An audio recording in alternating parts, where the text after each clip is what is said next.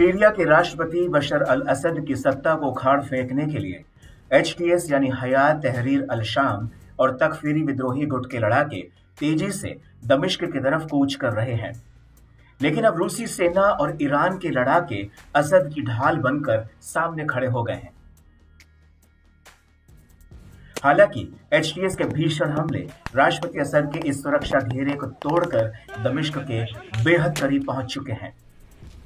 HTS के लड़ाकों ने सीरिया के हामा शहर पर पूरी तरह से कब्जा कर लिया है और विद्रोहियों ने हामा से सीरिया की सेना को बाहर खदेड़ दिया है और अब एचटीएस का अगला टारगेट सीरिया का होम्स शहर है।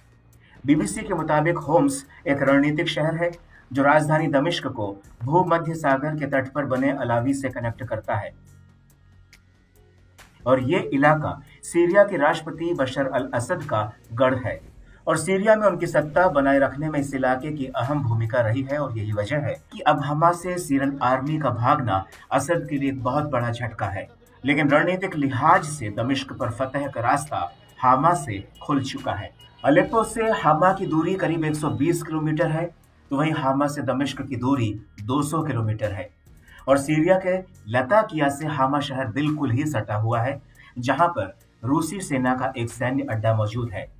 एचटीएस के लिए दमिश्क पर हमला करने में हामा सबसे अहम है। वहीं हामा से होम्स शहर की दूरी महज 44 किलोमीटर की है। दरअसल हामा में जब विद्रोही घुसे तो वहां की आम जनता ने उनका स्वागत किया।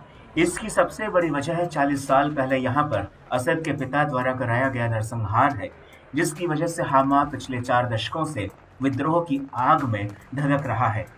तत्कालीन राष्ट्रपति हाफिज असद ने अपनी सेना के जरिए हामा शहर में कत्लेआम कराया था, जिसमें 40,000 से ज्यादा लोगों की मौत हुई थी।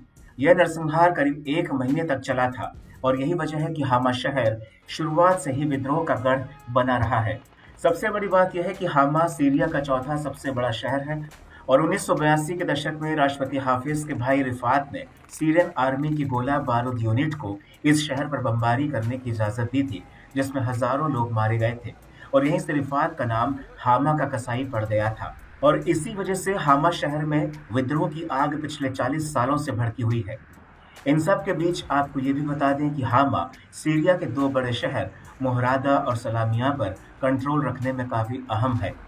मोहरादा में धार्मिक अल्पसंख्यक ईसाई और सलामिया में इस्माइली मुसलमान रहते हैं और हामा के बाद अब होम्स पर एचटीएस के लड़ाके कब्जा कर सकते हैं। दरअसल होम्स में सीरिया की 2 सरकारी तेल रिफाइनरी कंपनियां हैं। इसके अलावा होम शहर से ही दमिश्क का रास्ता भी खुलता है और होम शहर ही दमिश्क को समुद्री तट से जोड़ता है, जहां पर राष्ट्रपति असद का मूल गांव है। और होम्स पर कब्जा होने के बाद असद की सरकार का बचना लगभग नामुमकिन है।